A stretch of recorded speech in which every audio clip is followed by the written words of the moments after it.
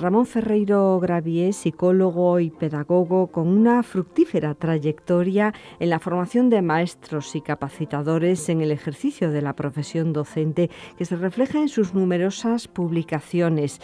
Es miembro activo de varias asociaciones científicas, creador de la Red Latinoamericana de Talentos sobre el desarrollo de la creatividad y la inteligencia.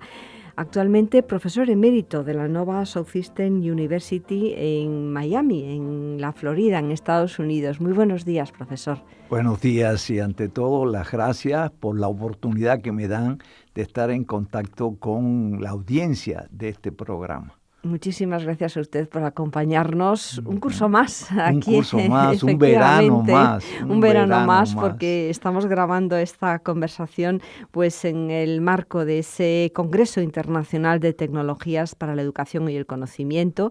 Este año, además, celebrando el 23 aniversario, y el profesor Ramón Ferreiro Gravier, pues no solamente asiste y es conferencista en este encuentro, sino que además forma parte del comité científico y colabora con profesores de la UNED, en especial con el equipo del profesor Antonio Medina Rivilla y la profesora Concepción Domínguez desde hace muchos años. Y eso es un privilegio. Bueno, y para nosotros también, para esta Universidad Nacional de Educación a Distancia, contar con usted. Este año, además, el lema del encuentro Interstratic en 2018, diversidad educativa, armonización de competencias y transferencia al desarrollo profesional. Así que su experiencia, yo creo que ha brillado más en esa conferencia que nos ofreció, repensando la atención a la diversidad mediante la aplicación del aprendizaje cooperativo. Así es. Y hoy el tema que nos propone es precisamente elementos clave en el desarrollo profesional del maestro. ¿Qué debe saber un maestro para ser mejor maestro? Si le parece, comenzamos por enumerar, aunque sea esos elementos clave, profesor Ferreiro Gravier. Perfecto, así brevemente. ¿Qué nosotros hemos logrado precisar? Que un maestro, para ser más profesional, es decir, exhibir, mostrar un nivel de profesionalización mayor, requiere uno tener como guía una teoría psicológica de aprendizaje. Es decir, el que el maestro tenga como punto de referencia de su actuación profesional una teoría de aprendizaje le ayuda a ser más profesional. Nosotros hemos optado por la teoría reconocida con el nombre de constructivismo, el llamado constructivismo social. En otras palabras, la construcción social del conocimiento. El conocimiento no se da de golpe porrazo, como todo en la vida es una construcción muy personal. Ese es un elemento, contar con una teoría, pero no basta con tener una teoría. Se requiere, para llevar esa teoría a la práctica, una metodología.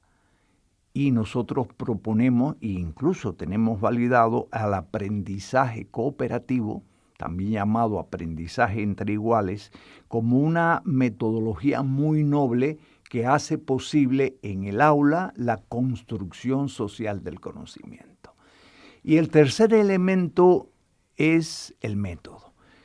La teoría juega un papel de orientación, la metodología apunta a la práctica, pero se requiere un aterrizaje, una concretización en el aula de las ideas teóricas y de las pautas metodológicas. Y nosotros proponemos el método ELI, que en esencia es el cumplimiento de 7 funciones didácticas que nosotros hemos logrado precisar, estudiar y validar. En la misma medida en que el maestro tiene teoría, tiene metodología y tiene método, esa triada, ese maestro logra desarrollar toda una serie de competencias profesionales que las exhibe y se traduce en aprendizajes más significativos y aprendizajes de mayor profundidad y algo muy importante, aprendizajes más perdurables en el tiempo. Efectivamente, además el método didáctico ELI, además de que tenemos pues en Canal UNED varias videoclases, llamémosle así, también algún programa de radio sobre el propio método, también podemos pues adquirir en papel impreso ese material, porque yo creo que lo más interesante del método es que es un método muy práctico, que está precisamente desarrollado para fomentar la creatividad y desarrollar la inteligencia de los alumnos en el aula, algo totalmente práctico.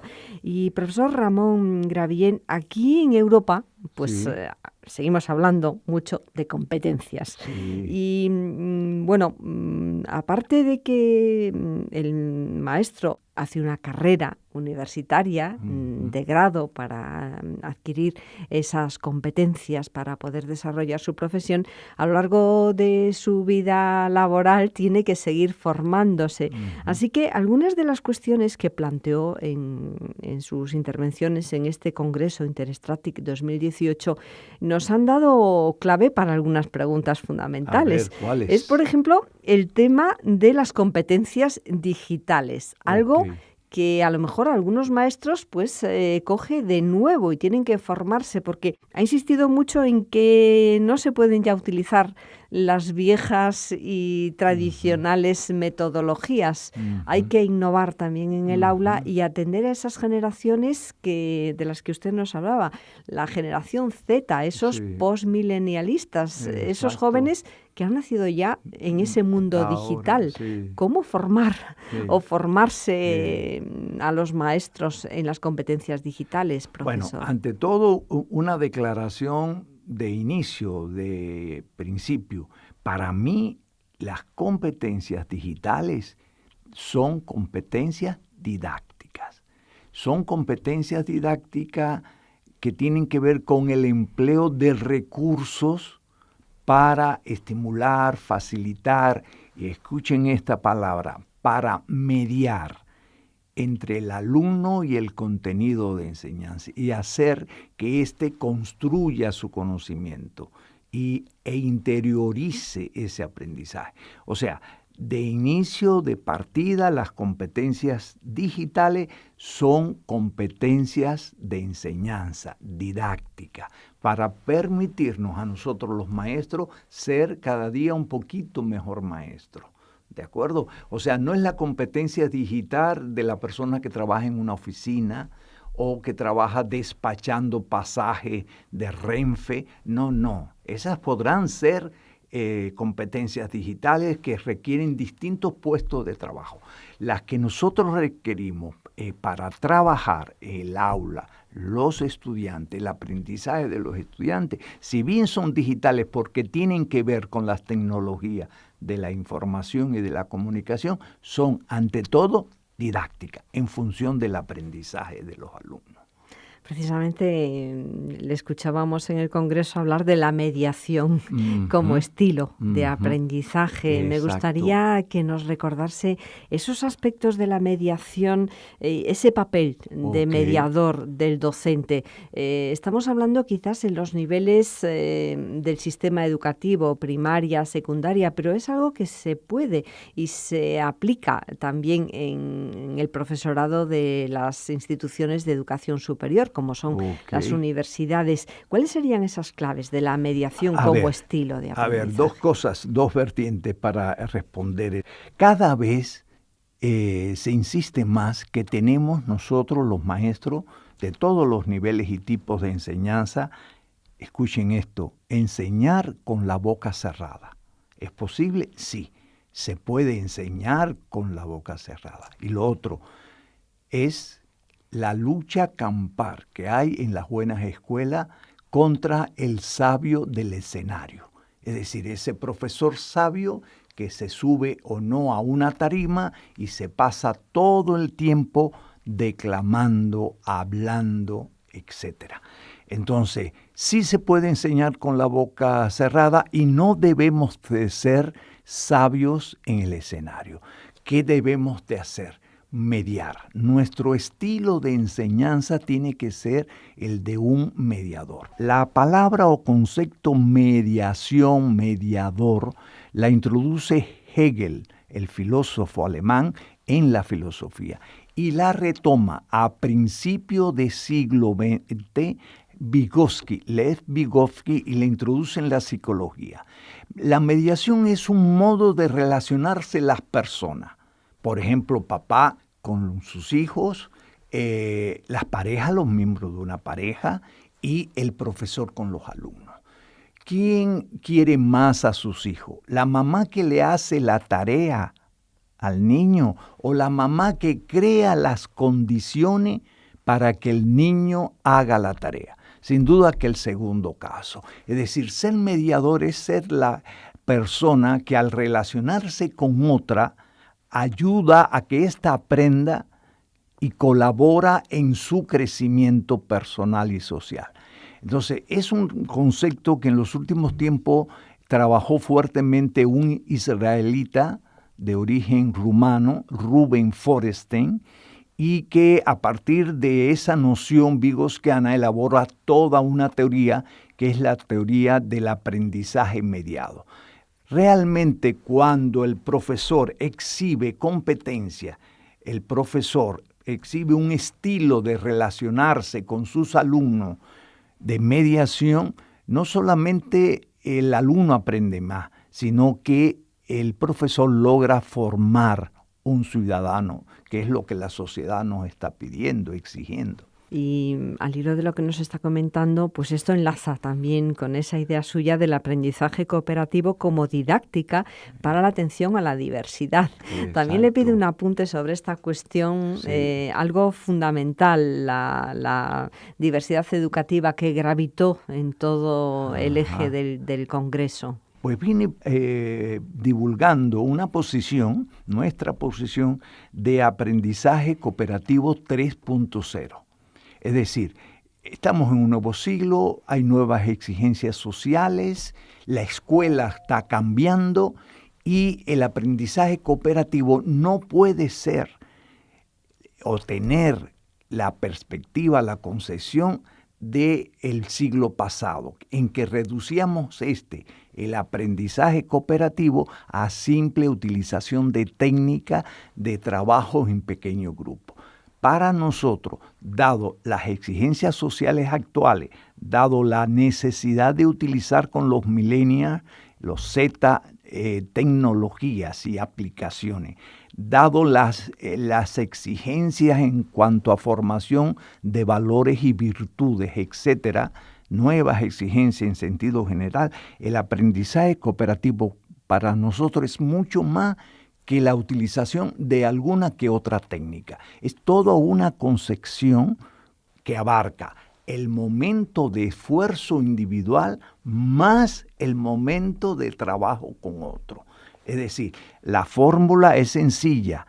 Aprendizaje cooperativo 3.0 es igual a tiempo de estudio independiente en que yo en solitario me esfuerzo por apropiarme de un conocimiento, de una habilidad, de una competencia, más tiempo en que yo con otro, en interacciones sociales, en ayuda mutua, intercambio, construyo el conocimiento. Entonces, estamos en una buena época. Cada vez más las metodologías van evolucionando y encontrando el acople a las nuevas exigencias, y el aprendizaje cooperativo se nos presenta como una alternativa muy noble para la atención a la diversidad, en condiciones realmente de ofrecer equidad para el desarrollo de las potencialidades y que todos los niños desarrollen al máximo las potencialidades que tienen. Efectivamente, otra de las ideas será precisamente equidad. Y además la verdad es que en la exposición pues quedó muy claro pues ese nuevo paradigma de la equidad. Diferente a igualdad. Me gustaría que nos hablase un poquito de ello también, porque a veces escuchamos conceptos y parece que los hemos entendido, pero es algo complejo. Precisamente en este encuentro se hablaba de armonización de competencias, algo también muy interesante, porque si no parece que cada competencia es independiente de la otra y no se crea ese corpus. Entonces, en el tema de la equidad, ¿qué es lo que destacaría, profesor Ferreiro? La equidad no suprime, ni quita, ni margina, es decir, limita el derecho que todos tenemos a algo, digamos a la educación. La igualdad tiene su lugar, su espacio, pero todos somos diferentes. La creación es diversidad y se da en los vegetales, en los minerales, en la especie humana. La especie humana es la más diversa, porque no solamente es diversa biotípicamente, no todos tenemos los mismos lóbulos de la oreja o los mismos orificios nasales, ni los mismos labios, pero tenemos labios, orificios nasales, tenemos lóbulos. La diversidad biotípica es extraordinaria, pero la mayor diversidad está en los procesos psíquicos, mentales, cognitivos. La diversidad de pensamiento es más extraordinaria, más amplia que la física, que la biológica. Pero más aún, en el ser humano se da otra diversidad. ¿Cuál? La emotiva, la espiritual, la social. Socialmente somos muy diversos, emotivamente somos muy diversos. Somos lo más diverso de la creación. Entonces, todos tenemos que tener derecho a la escuela, pero la escuela, el aula, tiene que tener la obligación de atendernos en esa diversidad. Y por lo tanto el concepto aquí es el de equidad, el de proporcionarnos a cada uno los recursos, los apoyos, el concepto de andamiaje, de scaffolding, de Brunner, para que, dados nuestros niveles de desarrollo, alcancemos el máximo posible. Es ahí la esencia de la equidad. Ya los tenemos en el aula, ya alcanzaron el derecho a estar en educación, en un proceso de enseñanza. Ahora hay que preocuparse porque cada uno, dentro de su diversidad, despliegue al máximo sus potencialidades.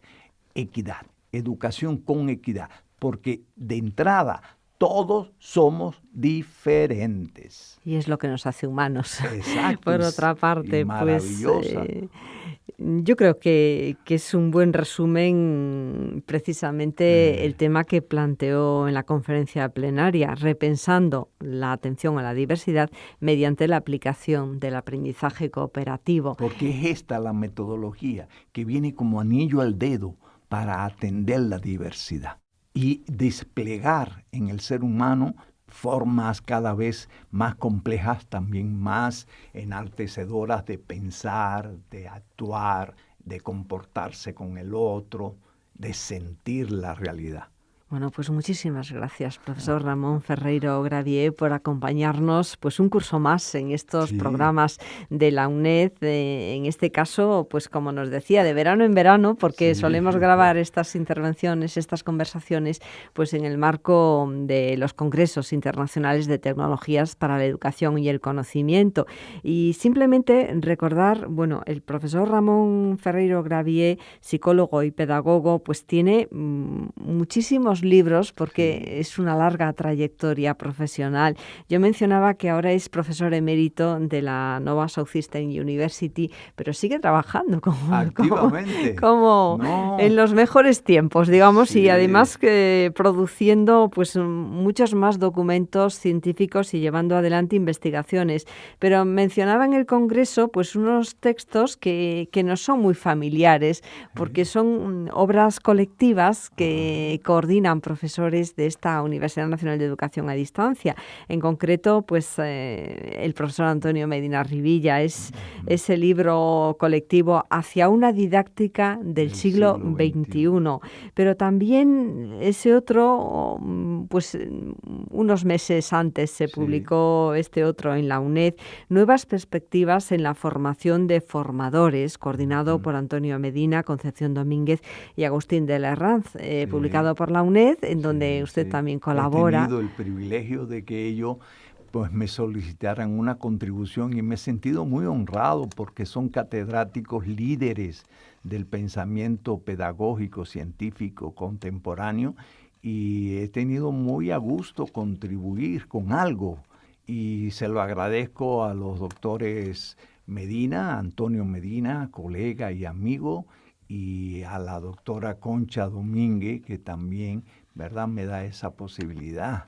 Bueno, en otros programas hemos mencionado que el profesor Ramón Ferreiro Gravier es un maestro de maestros. Él ha tenido también una larga trayectoria como pedagogo, incluso también pues como director de una facultad de pedagogía en su tierra natal, en Cuba, aunque lleva muchísimos años pues residiendo en Estados Unidos de Norteamérica. Hasta muy pronto, profesor, y pues muchísimas gracias. Gracias a ustedes. Gracias.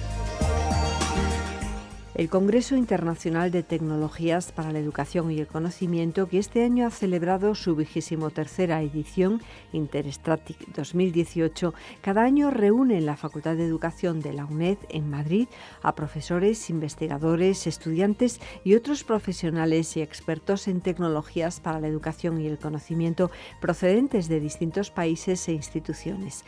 Un encuentro organizado por el Departamento de Didáctica, Organización Escolar y Didácticas Especiales de la Facultad de Educación de la UNED, que se enmarca dentro de las actividades del Máster Universitario en Estrategias y Tecnologías para la Función Docente en la Sociedad Multicultural y el Máster Universitario en Tratamiento Educativo de la Diversidad. En Canal UNED, canal.uned.es, podemos escuchar este y otros podcasts en la serie dedicada a Interstratic, canal.uned.es.